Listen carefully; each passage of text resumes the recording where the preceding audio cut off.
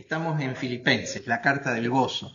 Es fundamental para entender la carta a los filipenses, entender la situación que el apóstol Pablo estaba atravesando. Él estaba en una cárcel ahí en Roma esperando ejercer la defensa frente al hombre más poderoso de la tierra de lo que en sí era el Evangelio.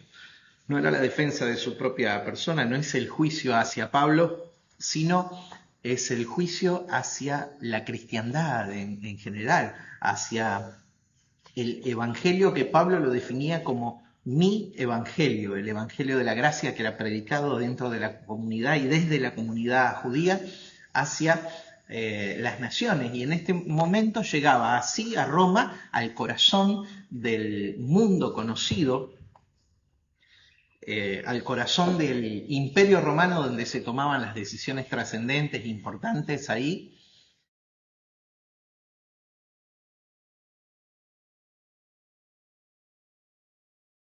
Y vimos en la carta del gozo esa actitud del espíritu que se sobrepone a cualquier dificultad que podamos estar atravesando, porque aquellos que estamos viviendo, expresando la vida crística, la vida del Cristo en y desde nosotros, lo que sucede es que no podemos ser condicionados, ni dirigidos, ni puestos en estrecho por la circunstancia que podemos estar viviendo.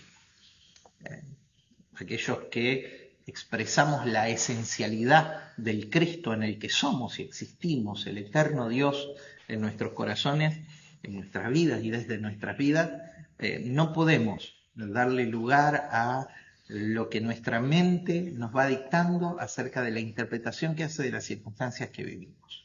La vida fluye y así como vienen buenas, también puede venir alguna mezcladita por ahí, pero eso no cambia, no cambia nuestra vida, sino eso nos ayuda, contribuye al propósito. Vimos todo el capítulo 1, cómo gestionar nuestra vida en medio de dificultades, adversidades. Vemos en el capítulo 1 vimos la prisión, la adversidad y el gozo, entonces cómo gestionar, vimos ahí están todos los estudios subidos ya disponibles en YouTube. En el canal Cristo a Full, Comunidad Global, ya tienen todos los estudios ahí para compartirlos, repasarlos. Dicho sea de paso, si alguno no se suscribió al canal, me ayuda haciéndolo, así que le pido que me den esa manito, ¿sí? Bien, en el capítulo 1 vemos la prisión, la adversidad y el gozo. En el capítulo 2 vamos a ver la humildad y el gozo. En el capítulo 3 vamos a ver la perfección, la madurez y el gozo. Y en el capítulo 4, la fortaleza, la fuerza de Dios que hay en nosotros operando y el gozo. El sistema que usamos para estudiar la carta a los filipenses, yo le llamo exégesis aplicada, porque lo que hacemos es interpretar el texto en el contexto histórico para el que fue escrito, dándole el sentido, acercándonos lo más posible a la vivencia del autor y a la vivencia de los que recibían la carta, para quienes está dirigida. Entonces, de esa manera, poder hacer extracciones de suministro eterno para aplicarlo a nuestra vida, Ese es el método que usamos para explicar. Ya desde Hebreos lo estamos haciendo así hace alrededor de 4 años. Así que pasamos bastante tiempo estudiando el texto. Lo dividimos en párrafos en las cartas, en los párrafos de los originales. Hoy vamos a hacer una excepción, el párrafo que va desde el verso 1 al verso 11 en el capítulo 2 de Filipenses. Hoy lo vamos a dividir en dos. Vamos a ver desde el 1 al 4, porque hay mucho material para ver, y desde el 5 al 11 la semana que viene, cuando veamos el descenso del Señor, lo que en teología se conoce como la kenosis de Cristo, ¿sí? El vaciamiento de Cristo, la humillación de Cristo como el epítome, la máxima demostración de humildad, ¿sí? Pero ahora lo que hacemos es intentar definir un poquito la humildad.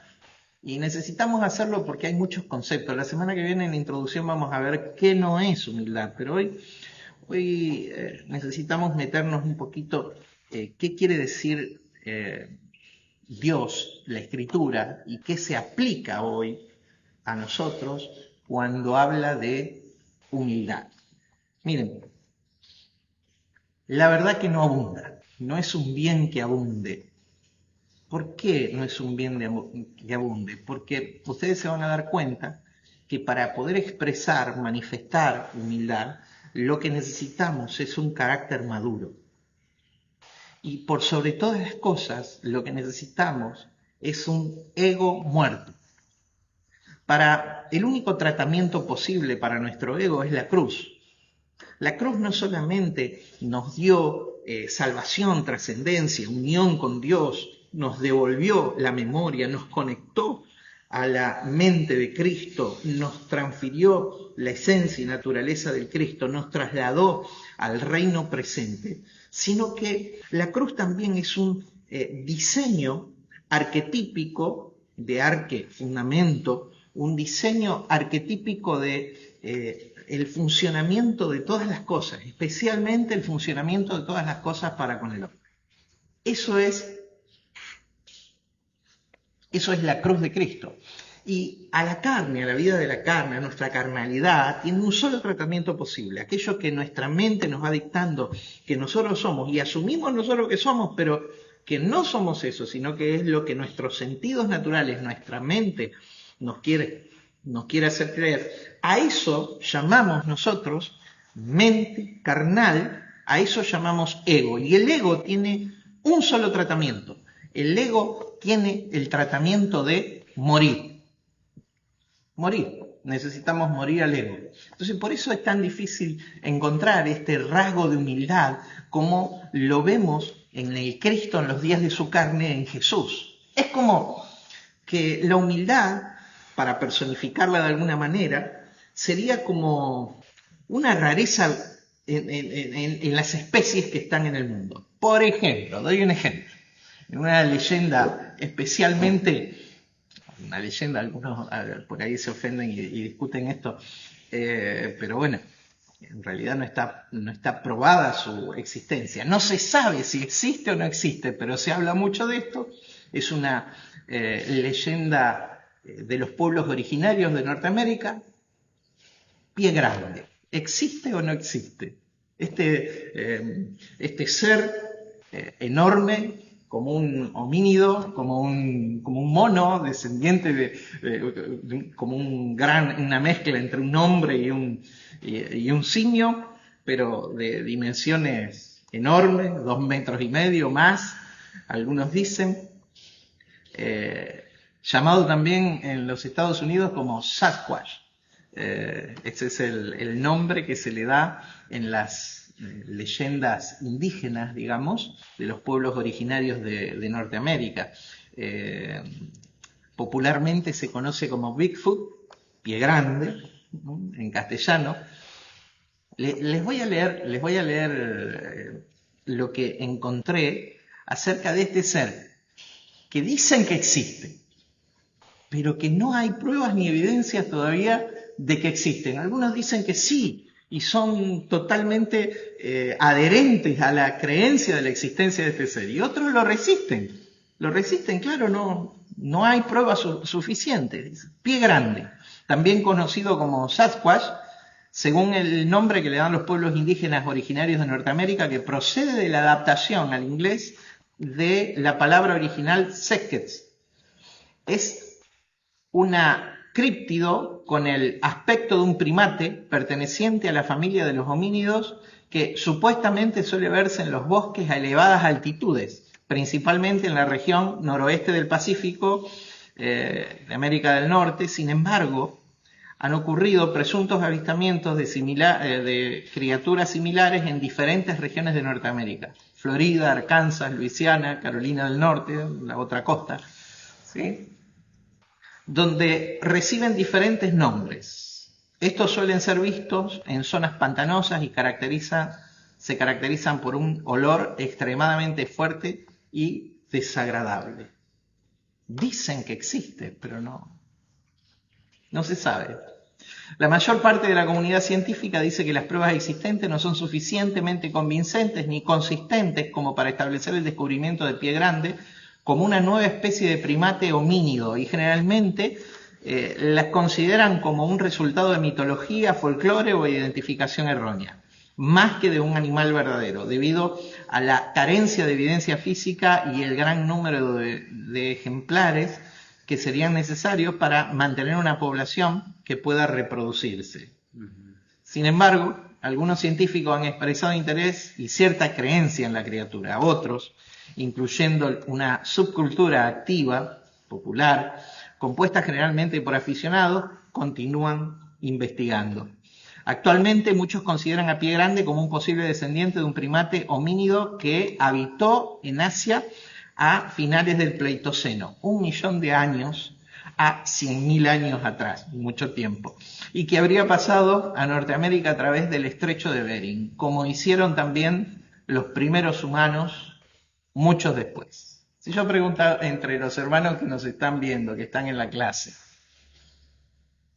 pie grande, ¿existe o no existe? Y podemos encontrar todo tipo de respuestas, pero evidencia ninguna. Se sospecha que existe, pero las evidencias no son concluyentes. Hay quienes son religiosamente creyentes en él y también hay quienes son totalmente escépticos de su existencia. Hago un paralelo con esta leyenda indígena de los pueblos originarios de Norteamérica con algo que no abunda entre nosotros. Hay que mirar muy bien para encontrar alguna evidencia. Y cuando nos acercamos parece que sí, pero descubrimos alguna otra cosa que nos dice no. La humildad. ¿Existe o no existe entre nosotros? ¿La practicamos o no la practicamos? ¿Qué es la humildad? ¿Qué es la humildad desde el punto de vista de las Escrituras, mis hermanos? Humildad. Yo titulé el pensamiento de esta mañana, el rastro de Cristo hoy en nosotros. El rastro de Cristo hoy en nosotros.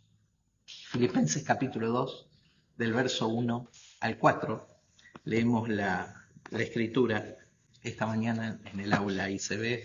Bienvenidos a todos, hermanos. Eli, te veo que hoy no seguís, la lluvia impidió que llegues hasta acá. Beto, desde Santa Fe, te bendigo. Buenísimo, veo a la profeta Silvia Pérez también llegar. Veo a Nidia Vargas desde Costa Rica. Bueno, somos varios participando de la clase hoy. En nuestra ciudad un día lluvioso, hermoso para disfrutar en familia, en casa. Y en la clase de aula Isabel. Seguimos. Humildad. El rastro de Cristo presente hoy en nuestras vidas. Filipenses capítulo 2, del verso 1 al 4. Por tanto, si hay alguna consolación en Cristo, si algún consuelo de amor, si alguna comunión del Espíritu, si algún afecto entrañable, si alguna misericordia, completad mi gozo sintiendo lo mismo, teniendo el mismo amor, unánimes, sintiendo una misma cosa. Nada hagáis por contienda o por vanagloria, antes bien con humildad, estimando cada uno a los demás como superiores a uno mismo. Si podés tomar nota, marcá el verso 3. Marcá el verso 3 como la definición de humildad que te da la Biblia. Cuando entendemos que la Biblia se explica a sí mismo, dice humildad, estimando cada uno a los demás como superiores a él mismo. En una figura gramática en el castellano que se llama aposición. La aposición es la explicación del último término que se da anterior a la coma. ¿Sí? Humildad, coma. ¿Y cuál sería la explicación de lo que es humildad? Estimando cada uno a los demás como superiores a él mismo. No mirando cada uno por lo suyo propio, sino cada cual por lo de los otros. Hasta acá la primera mitad del primer párrafo del capítulo 2. La semana que viene, en la segunda mitad, vamos a ver la kenosis, el vaciamiento de la divinidad de Cristo para cumplir con su misión y nuevamente su exaltación. Vamos a sacar principios extraordinarios para nuestro hoy y ahora. Pero hoy estamos acá con humildad, el rastro del Cristo hoy en y desde nosotros. Y este es el texto que vamos a ver. Pero ¿qué es la humildad? De manera de enunciado y para ir calentando motores nada más. La humildad es el extracto. Puedo usar la palabra esencia, pero quiero que esencia, en lugar de mezclarlo, nosotros lo usamos mucho como naturaleza, pero en lugar de mezclarlo con la expresión naturaleza, quiero usar la palabra esencia en su sentido más simple. Cuando nosotros hablamos de fragancias esenciales, ¿sí? Aromas. Cuando hablamos de aromas, miren, en este momento, ustedes ven, me llevo las manos al rostro. Tengo un aroma muy, muy lindo, uso un aceite esencial. No se ve ni se percibe por el internet, por eso lo explico. Uso un aceite esencial para cuidar mi barba, ¿sí? Con un perfume, una fragancia muy, muy presente. La expresión Cristo significa ungido. ¿Ungido con qué? Con un aceite. No el aceite de cocina, porque ahí hacen cada aberración en las congregaciones cuando ungen con un aceite. No, una esencia aromática, como era la unción en el Antiguo Testamento. No andamos ungiendo, no ungimos. El Espíritu Santo te tendrá que guiar porque la unción fue completa y no es necesaria más la figura. Fue completa ¿con qué? Con la manifestación del Cristo, que es el ungido. Y la unción, básicamente, es la presencia del Espíritu de Dios en nosotros. Y si nosotros estamos hechos de divinidad, impartidos de divinidad en nuestro ser interno, es que nuestro espíritu está hecho del Espíritu de Dios, ya estamos ungidos. Somos una medida y expresión del Cristo presente para nuestra generación desde nuestro espíritu. Pero tiene que ver con esa esencialidad, con esa fragancia. Por eso me llevo tanto la mano a mi nariz. Me gusta mucho el perfume de esa esencia. La esencialidad del Cristo en el que somos. El extracto, el perfume, la esencia de Cristo en nosotros. ¿Qué es la humildad? La esencia de Cristo en nosotros. Entonces, empezá a que salga a flote. ¿Cómo se hace eso? Primero matando el ego. El ego es como el lastre que nos sumerge en la profundidad y nos pierde en nuestra mente carnal.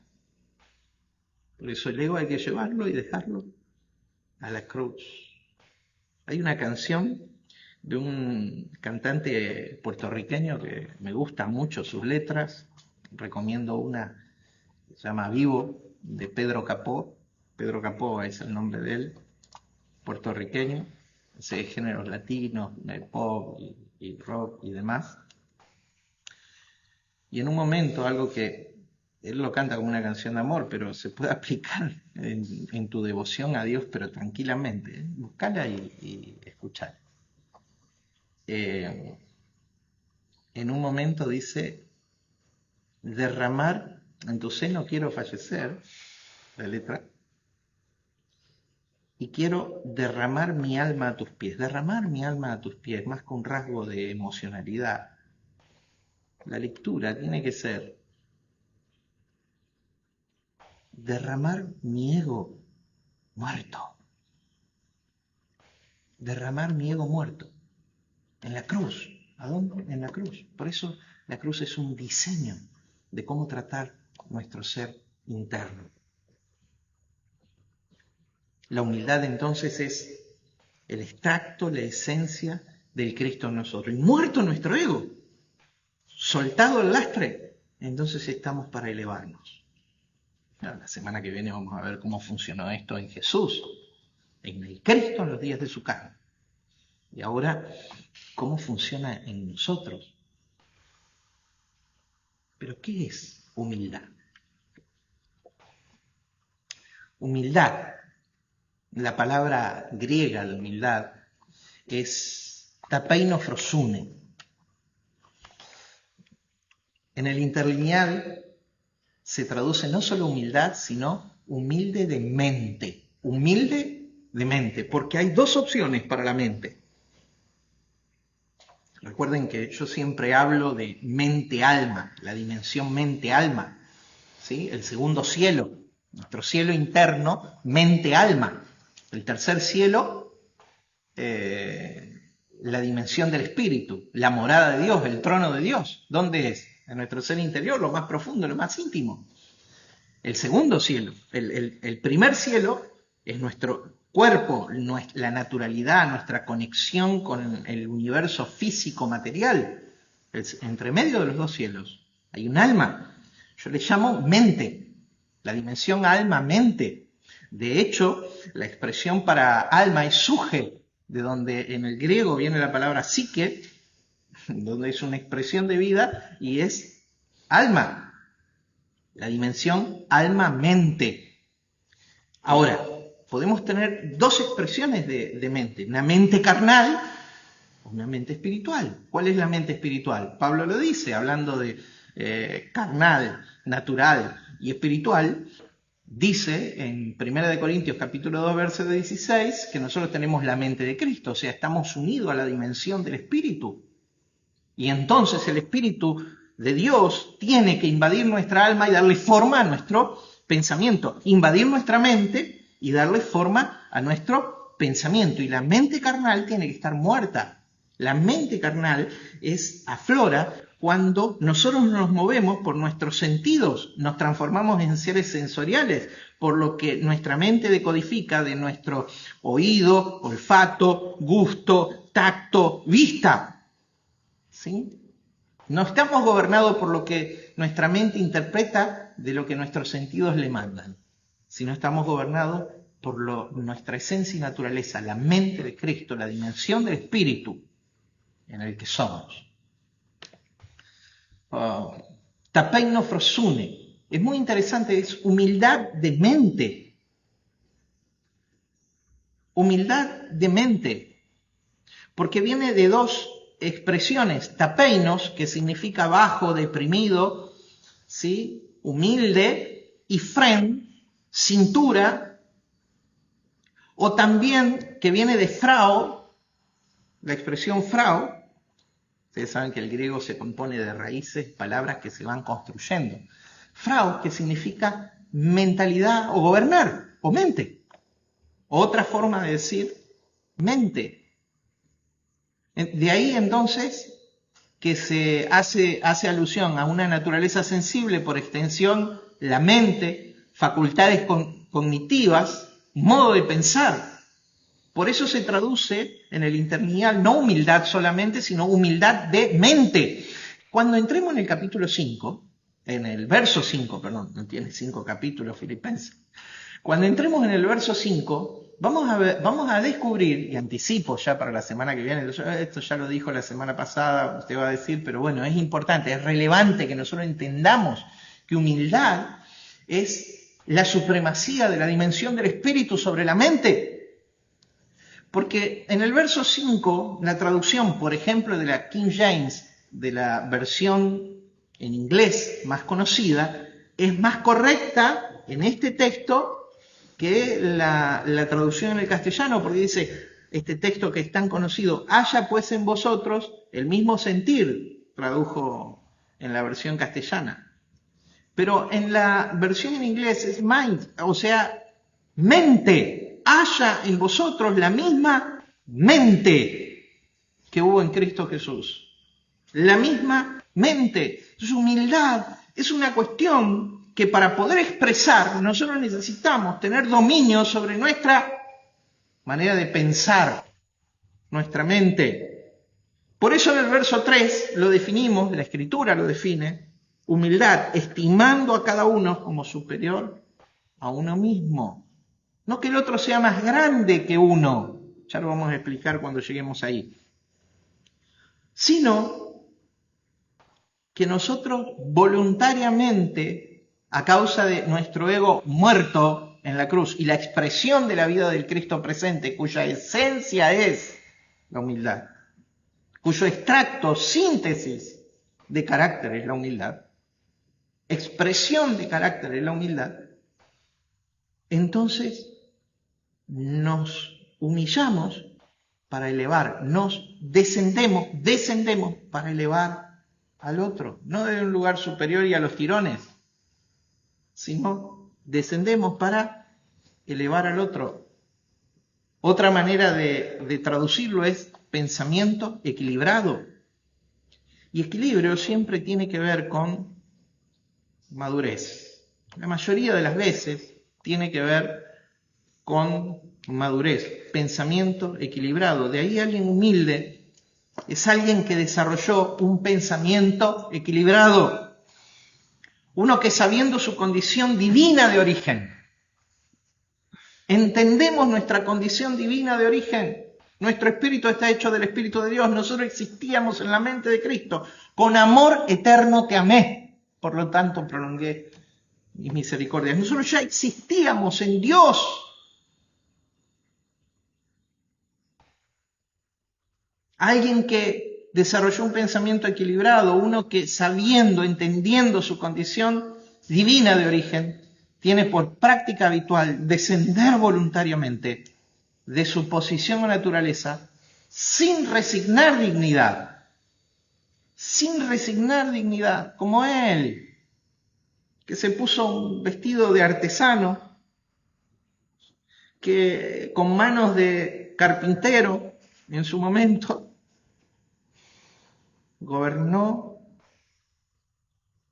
a tal punto su vida que produjo un cambio de era, de aiones, de siglos, y abrió el reino de Dios para nosotros. Estoy hablando de Jesús, el Cristo en los días de su carne. Sin resignar dignidad y operar desde un nivel inferior con el fin o propósito de elevar a quien se concibe a sí mismo como inferior, quien no descubrió su conexión de origen aún, o quien lo está descubriendo, o que todavía se concibe inferior en algún rasgo de su vida. Pensamiento equilibrado. Y la otra palabra para ver, que está en el verso 2, cuando Pablo dice sintiendo lo mismo, lo que en el verso 5 ya anticipé, que en el castellano haya pues en vosotros el mismo sentir. Sentir, esa palabra es la expresión froneo, que viene de fren, que significa modo de pensar. Sientan lo mismo, piensen lo mismo, ejerciten la mente, entretengan la mente, mediten básicamente. ¿En qué? En cómo hacer de nuestra vida una plataforma del carácter del Cristo presente. Humildad. Porque ¿qué es humildad? Humildad es el extracto, el aroma, la evidencia de la presencia del Cristo en el que somos y existimos, en y desde nosotros, de la esencialidad de Él. Hoy terminamos la clase y yo sé, tenemos un mes para estudiar acerca de la humildad, el capítulo 2, pero hoy hay algo que se va a grabar en aquellos que estamos participando de la clase, que es necesitamos una mente humilde, la mente de Cristo, la supremacía del Espíritu sobre nuestra mente carnal, nuestro ego muerto. en la cruz de Cristo, para vivir y expresar la vida del Cristo vivo.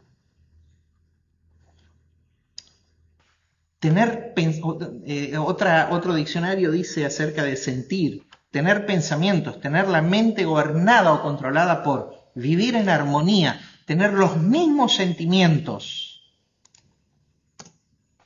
interesarse en alguien, tener alta estima. Hermano, filiación, o sea, ser declarado hijos. ¿Qué se puede ser más que hijos? Un hijo, el que comparte el gen, la genética, según en el idioma griego progenos, la palabrita del medio, gen, quien nos engendró, es traducida en la Biblia engendrar. El Padre, Dios nos engendró a nosotros, puso su genética en nosotros, su espíritu en nosotros, su ADN en nosotros. ¿Qué se puede ser más que hijo? Hijo, hijo con mayúsculas, porque estamos en él, hijo, somos la expresión del hijo. No somos hijos desparramados, somos la expresión del hijo de Dios.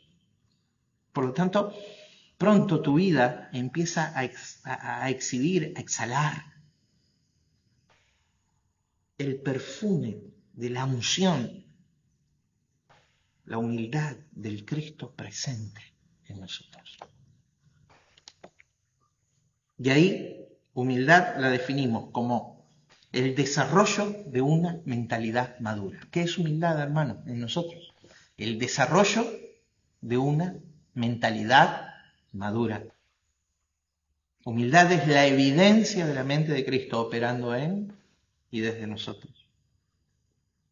3 rastros de humildad en una vida. Los 3 están definidos por una palabra, unidad, porque somos uno. Parte de un diseño también arquetípico, como hablé de la cruz, como tratamiento del ego y la expresión de la nueva vida, que es nuestra vida original, que es Cristo en y desde nosotros. También hablo de otra construcción arquetípica, que es la unidad. Siempre Dios deseó manifestar unidad en la humanidad. Pero claro, el hombre en el Edén perdió la memoria. ¿La memoria de qué? De su eternidad, se desconectó. Espiritualidad, esencialidad, eternidad, son 3 expresiones de aquella dimensión de la que el hombre se desconectó. Perdió la memoria, la mente le engañó, los sentidos cayeron a un plano de desconexión con la esencialidad, la eternidad, ¿sí? La espiritualidad. Pero éramos uno con Él, porque de Él venimos.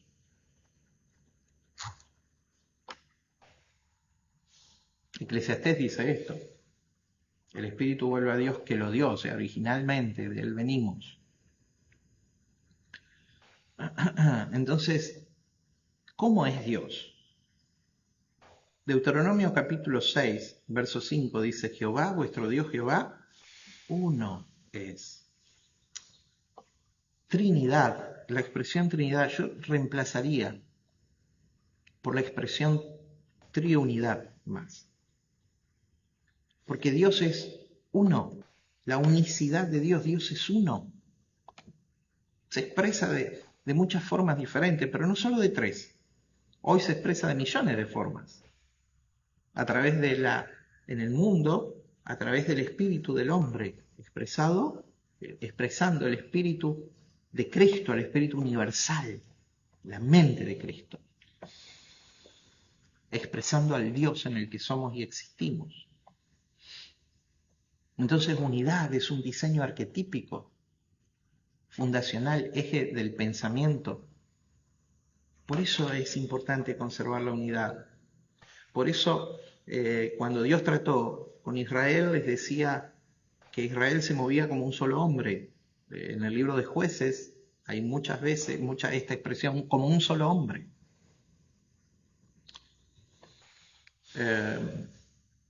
Cuando Dios opera en la iglesia, está hablando de un cuerpo, de un hombre. Pero ¿para qué la comunidad de creyentes tiene que ser uno? Porque tiene que dar a luz a un diseño universal, una humanidad. Y desde el año 70, la destrucción de Jerusalén y el templo y el sacerdocio y la nación étnica judía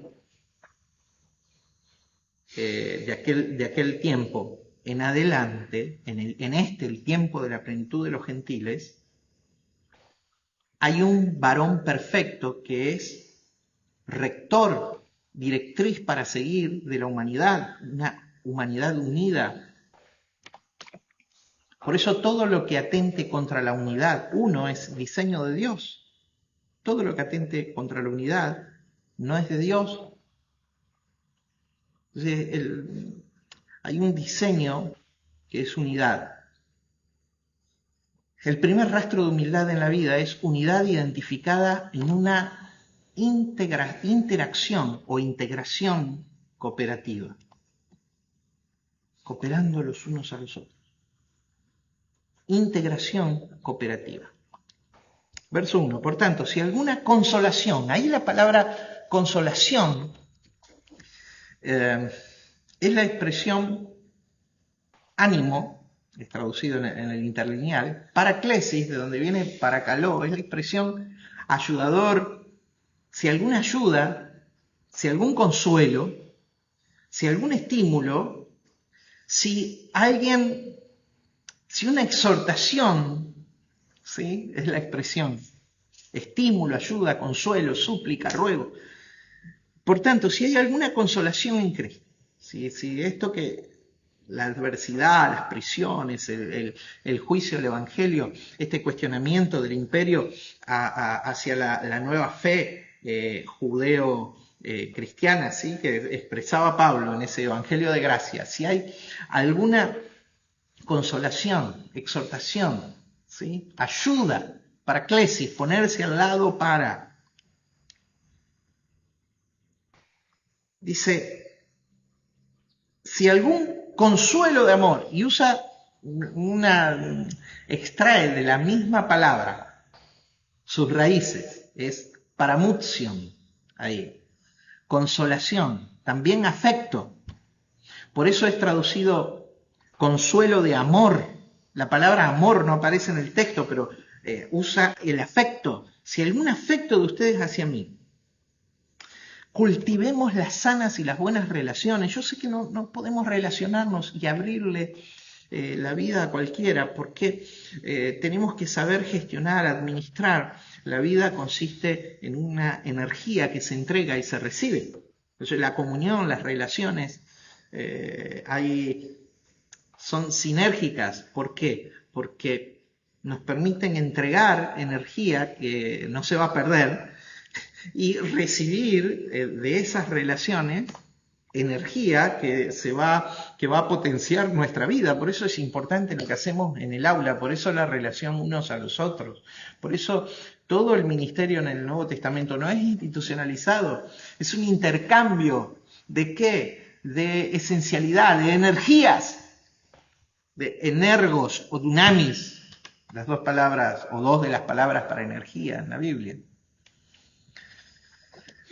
Afecto, si algún afecto, establezcamos relaciones afectivas con inteligencia, en una integración cooperativa, soltando las vidas no nos pertenecen, no son mis amigos, son amigos, no son mis hijos, son hijos, no son mis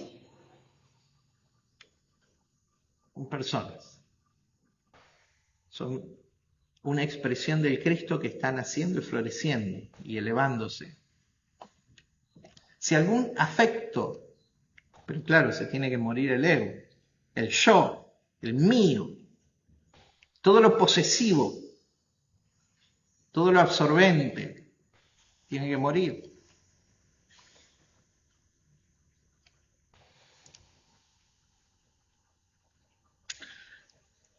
Padres que le han o en algún momento le hemos hecho algún mal a nuestros hijos, por supuesto nadie quiere dañar a sus hijos, nadie de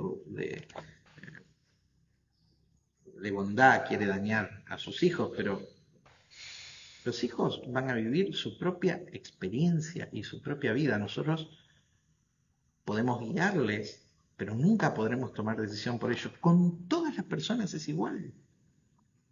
Son mis hijos. Son hijos.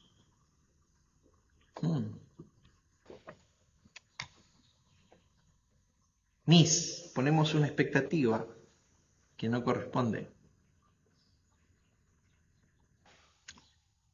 Desarrollemos relaciones cooperativas, guardando la unidad. Primer rasgo de humildad, unidad identificada en integración cooperativa. Por tanto, si hay alguna consolación en Cristo, si algún consuelo de amor, si alguna comunión, ahí es la palabra archiconocida, koinonía, el interlineal lo traduce participación común. Socio, viene de la expresión koinono, que significa socio, socio, asociado, compañero, partícipe, cómplice. De ahí sociedad, participación, interacción. Interacción aún en un beneficio monetario, pecuniario, de dinero. Alguna ganancia, ayuda, compañerismo, comunión, contribución. Por eso las relaciones tienen que ser ganar-ganar. No pueden ser absorbentes. Cuando las relaciones está el ego presente, son absorbentes. ¿No? Como había una caricatura, un dibujo animado acá en Argentina, Super Hijitus, y había un vándalo, Neurus, que decía a él, tenía un ayudante, un poquito tonto el ayudante, y Neurus decía, uno al Larguirucho, que era un poco tonto, el ayudante delincuente decía cuando repartían los botines de la fechoría que hacían, uno para vos, dos para mí.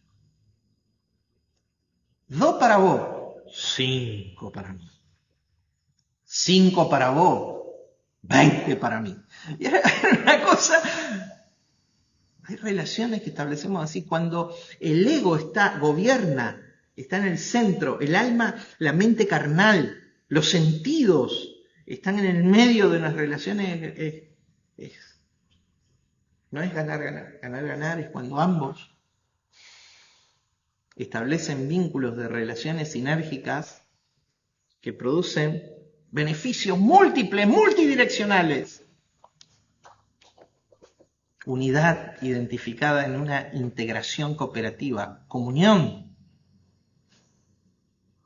Comunión, relación estrecha, participación, compañerismo, unión, contribución, ayuda. Si alguna comunión en el espíritu, si algún afecto entrañable, es muy interesante el texto acá, es una palabra griega, splanchon, que viene de splen, y splen es intestino, entraña, intestino. Si algún afecto entrañable, cuando nuestras emociones nos juegan una tensión, ¿a dónde nos juegan la tensión? Se sube la presión, bueno, pero ya si tenés alguna mal predisposición. Pero básicamente, ¿qué nos sentimos? Nos sentimos apretados en nuestro vientre. ¿Por qué? Nos juega una mala pasada. Algunos necesitan ir al baño, evacuar. Porque el afecto, la emoción, ya los antiguos y en el griego es lo que significa afecto entrañable, se repercuten directamente sobre nuestros intestinos. Traducido acá, afecto entrañable. Tiernos cariños. Si algún cariño desarrolle relaciones afectivas positivas, inteligentes. Ganar, ganar.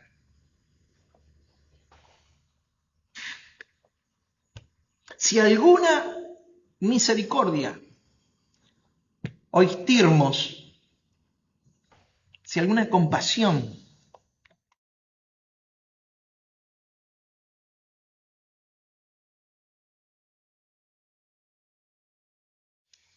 la capacidad de ponerse en el zapato del otro. Para Jesús ponerse en el zapato del otro, para el Cristo en los días de su carne, fue descender. Se puso en el zapato. Dios descendió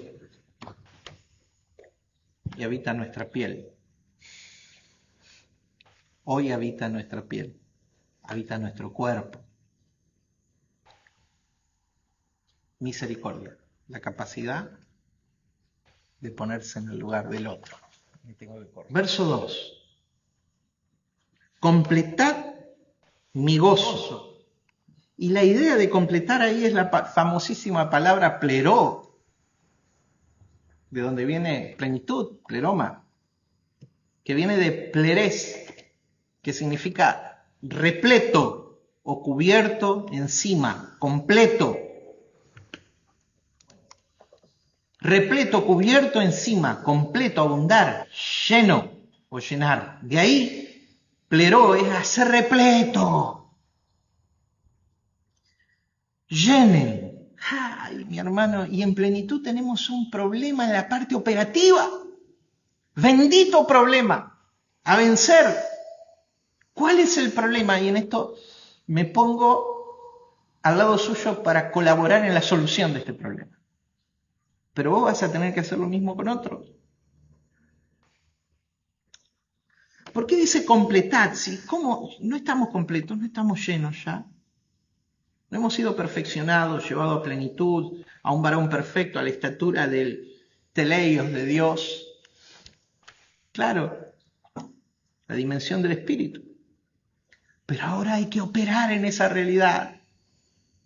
Y la primer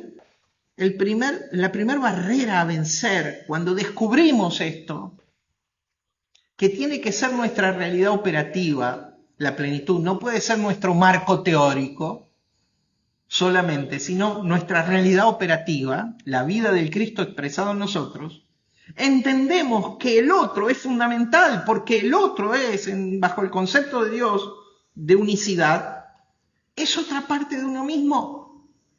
Por lo tanto, necesito desarrollar una unidad identificada en una integración operativa, cooperativa. Una integración cooperativa. Hermano, cooperativo desde el espíritu, y es importante lo que hacemos, pero cooperativo desde todos los niveles. Tu presencia en lugares diversos del continente americano, ¿sí? Estamos desde Estados Unidos, Chile, Costa Rica, Cuba, saliendo en el aula, escuchándonos los hermanos, México, otros lugares, Perú, Colombia, diversos lugares, cooperar desde ese lugar, desde ese espacio. Miren, hermanos, la interacción va a ser tan poderosa entre nosotros, lo estoy profetizando, mi hermano, que se van a desarrollar vínculos aún en la distancia, entre diversas ciudades, aún en la distancia, porque nos une el magnífico Espíritu de Dios. Aún en una interacción práctica que no solo nos va a ayudar a crecer, sino a desarrollarnos a todos los niveles en nuestra experiencia físico-material también. Comunión.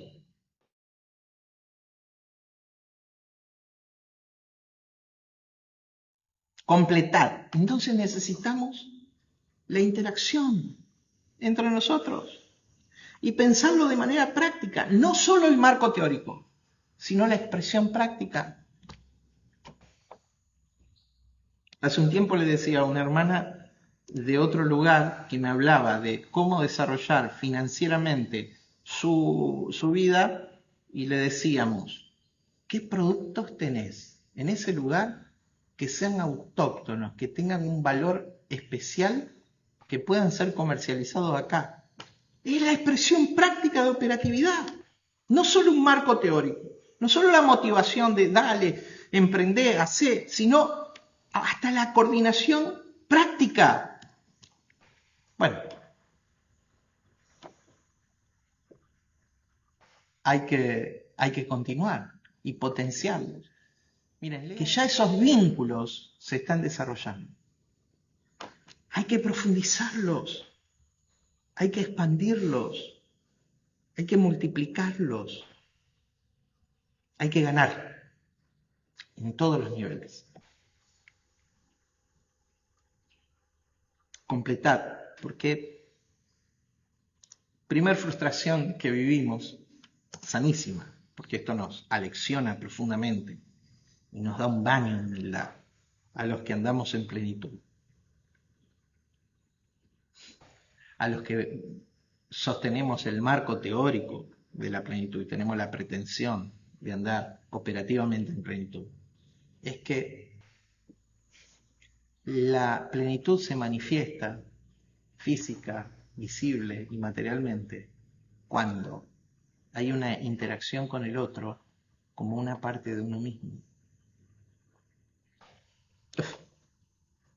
Pero dice, ¿cómo? Entonces hay que invertir ¿dónde?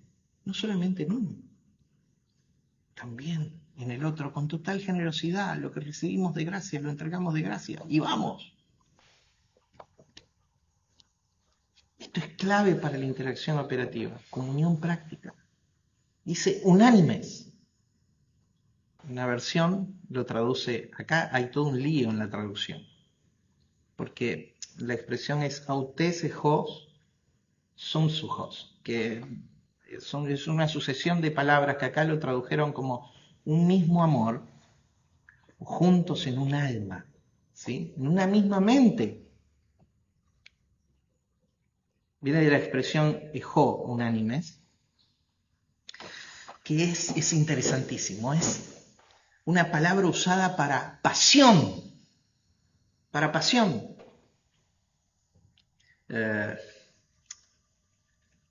Tiene muchas acepciones, viene de geo, no es ego, es exjo, diferente,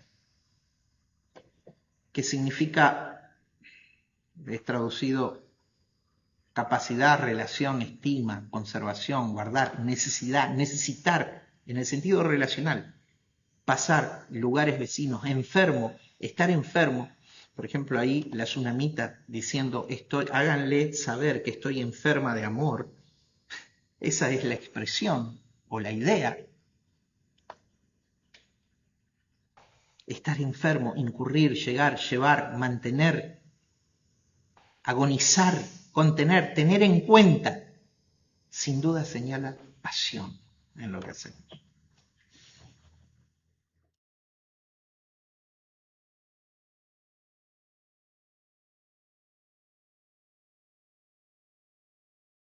Pero pasión, desarrollar pasión por esto, por la unidad, la cooperación del mismo espíritu. La última palabrita que compone la expresión en el griego son sujos, que significa del mismo espíritu, similar en sentimiento, similares en sentimientos compartidos. Y esta unidad, identificada en la integración cooperativa, tiene un segundo rasgo, que es la contraparte, la perspectiva negativa de esto, que es unidad identificada en la resistencia a la división. Porque como Jesús enseñó, es un diseño del reino. Hablando de que unidad es arquetípico, el uno es arquetípico, fundacional, diseño de vida, existencia, ¿sí? Dios mismo, esencialidad de Dios, lo que Dios es. Entonces todo lo que porta división, fractura, ruptura, pertenece a las tinieblas, porta a un nivel de ignorancia, ¿sí?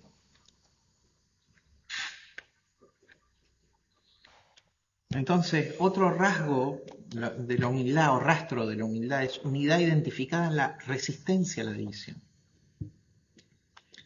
Nada hagáis, nada, absolutamente nada hagáis por contienda. Y ahí la expresión, que el interlineal lo traduce facciones, es eritzeia, por intriga, por motivaciones encubiertas,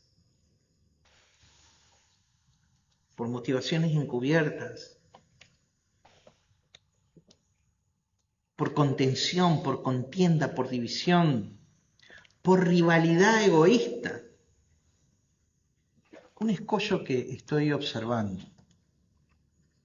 Para poder desarrollar el marco teórico, pasar del marco teórico al marco operativo de plenitud, en la interacción de diversas personas, no solo en el marco teórico. En el marco teórico no hay mayores problemas, pero pasar a la parte operativa, básicamente es la rivalidad egoísta, porque todavía tiene que ver con la supervivencia de los egos. ¿Quién es? Un ego muerto es vital para que podamos ver expresada plenitud operativa en nuestros entornos. Empezando por uno. No, por el otro es fácil empezar. Empezando por uno. Nada hagáis por contienda, por facciones, partimiento, resistencia a la división. O por vanagloria, quenodoxia, gloriarse huecamente, sin sentido. Cualquier cosa que alimente nuestro ego, que tiene que estar para morir, es vanidad, o sea, pérdida de tiempo. Lo único que podemos perder es tiempo, y tiempo es vida, o sea. Arrogancia, jactancia, cuando el ego se levanta por sobre. Es prioritario pasar del marco teórico al marco operativo. Fundamental.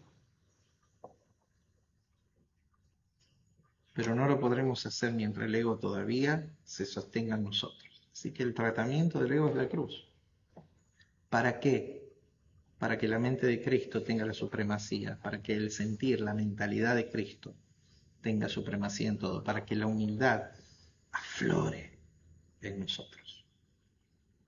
En tercer lugar, tercer rastro de humildad. Unidad identificada en la renuncia al ego. Verso 3. Nada hagáis por contienda o por vanagloria, antes bien, con humildad. Ya la peinofrune ya vimos qué significaba al inicio de la clase. Pero ahora viene la figura, la aposición. Estimando a los demás como superiores a uno mismo, a él mismo. Superiores, teniendo por encima, dice el interlineal. ¿Cómo? Encima no en el sentido de supremacía, sino por encima en el sentido de prioritario, priorizar al otro. Porque la vida es una siembra permanente que hacemos. La vida es una siembra. ¿De qué vivimos? De nuestra siembra, de lo que sembramos en el otro. Y lo que sembramos sí o sí va a producir fruto.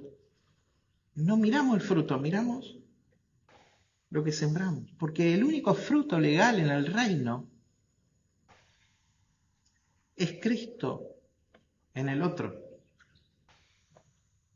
¿Cuál es la devolución para nosotros de lo que sembramos? La devolución para nosotros de lo que sembramos es la expresión de Cristo en el otro. Y la expresión de Cristo en mi vida. Superiores, juperejos, de juper sobre o encima, y ejo,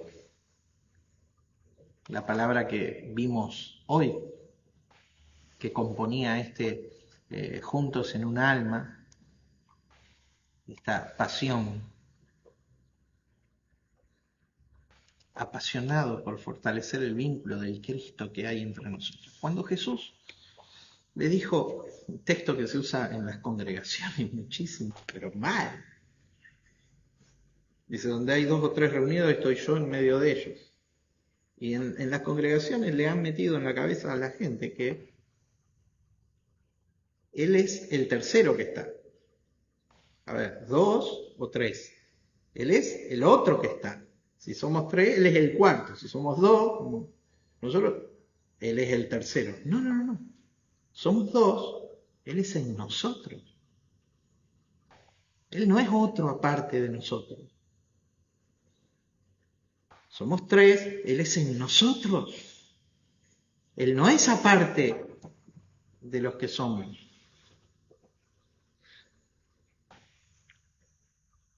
Y la idea de ser superior, ¿quién es?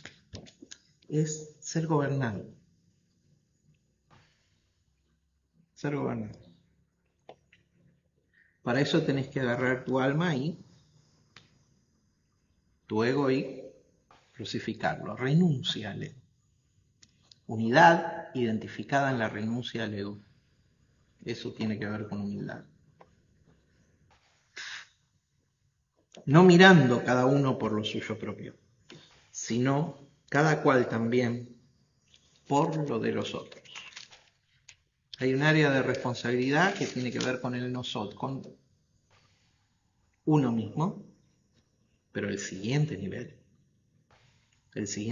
tiene que ver con el otro. Y la expresión mirar ahí es copeos, apuntar, considerar, mirar. Empezamos con una ilustración, una historia que parecía que nada tenía que ver con esto, pero hay una leyenda también en el Amazonas. Le llaman el tapencuarí, un animal mítico porque no se tiene evidencia de su existencia. También forma parte de las leyendas indígenas, autóctonas de la Amazonía, de los pueblos originarios de ahí. Ellos sostienen que existe, pero es tan raro y tan arijo que no se sabe si está. Bueno, que no sea así la humildad en nosotros, sino que la humildad sea lo que sale a flote. Que la humildad que dijimos que es el extracto, la esencia del Cristo en nosotros salga a flote, nos brote por los poros, nos brote en las acciones, nos brote en las palabras, nos brote en las decisiones, nos brote en las direcciones, nos brote en las interacciones. Que no solamente sea un marco teórico, sino nuestro marco operativo en todas las cosas. Mis hermanos, un poderoso abrazo.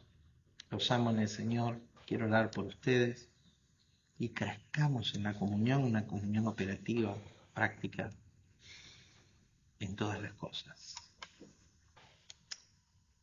Oramos, Padre, en el nombre de Jesús. Te damos gracias, Señor, por Cristo, la vida y la expresión de Cristo en y desde nosotros.